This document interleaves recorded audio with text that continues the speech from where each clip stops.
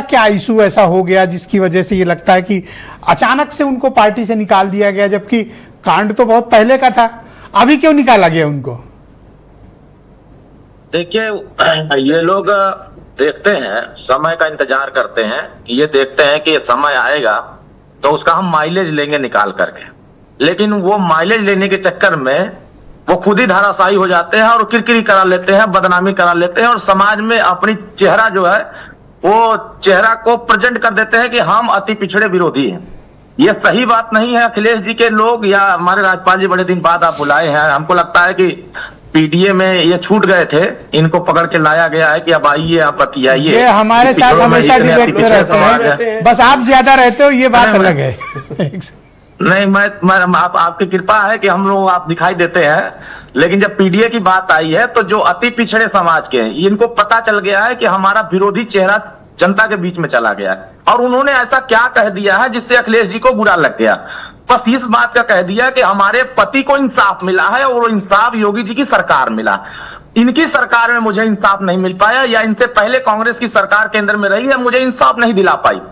अब वो इंसाफ की बात कर रही थी, इसका मतलब अखिलेश जी को या समाजवादी पार्टी को इंसाफ पसंद नहीं है। उनको पसंद है आतंकवादी परस्त, उनको पसंद है कि हम गुंडागर्दी करने वालों के साथ रहे, अपराधियों के साथ रहे, ये उनको पसंद समझ में आ रहा है। अब पीडीए की जब बात आती है तो फर्जी पीडीए जब देते हैं तो न तो उनके यहाँ निषाद साथ रहता है, न पाल साथ रहता है, न प्रजापति साथ रहता है, न राजभर साथ रहता है, न पटेल साथ रहता है, न मौर्य साथ रहता है। ये बात खाली जुबान पर करते हैं। ये सब सही है, मैं तो गाँव घूमता हूँ, आप देख रहे हैं, जब मैं आपसे बात कर रहा हूं तो मैं गांव से कार्यक्रम करके ही आपके सामने बैठा हूं। तो मुझे लगता है कि फर्जी पीडीए की वास्तविक लड़ाई देश के प्रधानमंत्री जी ने फैक्ट रखना चाहता हूं आपके समक्ष, को संवैधानिक दर्जा दिया था।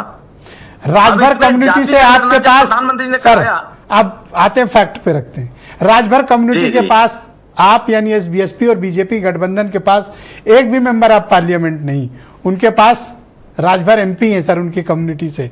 आपने कहा निषाद उनके साथ नहीं है, 2-2 सीटों पर निषाद उनके लोकसभा के सांसद हैं। इन लोगों को पार्टी से हटा दीजिए और 500 लोगों को इकट्ठा करने के लिए बोल दीजिए, 500 लोग नहीं इकट्ठा कर पाएंगे। पार्टी के नाम पर जितना तिकड़म बैठाना हो, जितना झूठ बोलना हो वो बोल लें। इनकी खुद की कोई दम नहीं है, खुद की कोई क्षमता नहीं है। ये वो भी जानते हैं कि हमें पार्टी से किनारे कर दीजिए, 100 आदमी हमारे साथ नहीं रहेंगे, ये सच्चाई है। लेकिन जब रोहिणी आयोग की बात होती है, अति पिछड़ों के भला की बात आती है, तो ये जितने जीते, तो ये बताओ कि पूजा पाल को निकालने का संदेश क्या गया? अभी जो टाइमिंग थी निकालने की, उसका संदेश गडरिया कम्युनिटी में क्या गया? बहुत बुरा चला गया है कि अखिलेश यादव अति पिछड़े विरोधी है। ये तो हम तो पहले से कहते आए हैं कि अति पिछड़े विरोधी है।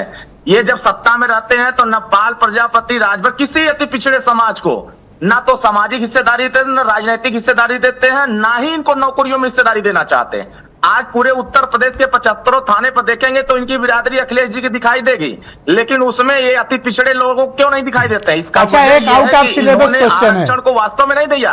एक आउट ऑफ सिलेबस क्वेश्चन है, वो अब्बास अंसारी लौट आए, अब एमएलए फिर से बन गए हैं, उनको आप रखना चाहते हो या उनको छोड़ना चाहते हो?